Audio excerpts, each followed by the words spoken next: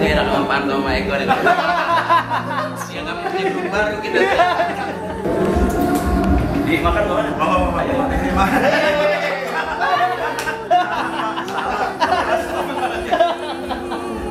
Aduh, kok belum yang dimakan.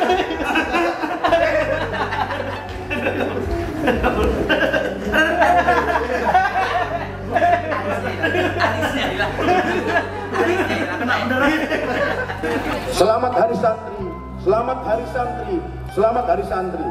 Semoga santri dan santriwati yang ada di wilayah Banten ini dapat menjadi cendekiawan muslim dunia dan meniru akhlak Rasulullah SAW.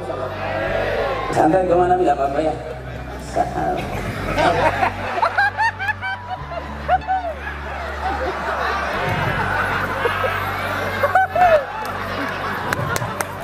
Gara-gara nonton TikTok beliau sampai mau keluar dari mobil bukan lewat pintu, lewat kaca. Beliau punya konsep cakep luar biasa. Riung iman, riung aman. Dan fi dunia wal akhirah. Cakep ini.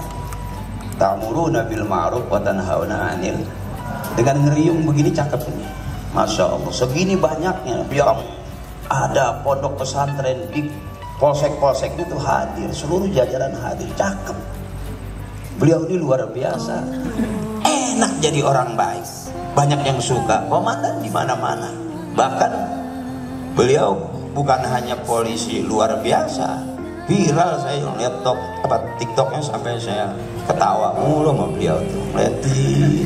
Ternyata begitu saya lihat komen-komen netizennya, masya Allah, idola netizen juga. Pak Condro ini polisi yang luar biasa dan juga biasa di luar. Karena separuh waktunya kebanyakan di luar ketemu masyarakat. Oh, bantu masyarakat cepat dan tanggap. Saya dalam hati begitu melihat TikTok beliau ini cocok nih, mudah-mudahan beliau cepet-cepet jadi Kapolri. Berani merendahkan harga dirinya di hadapan masyarakat. Lucu beliau. Yang saya ketawa geliber, mau keluar dari mobil, mau turun dari mobil, kok lewat kaca. Padahal ada pintu, begitu turun dari pintu nyangkut.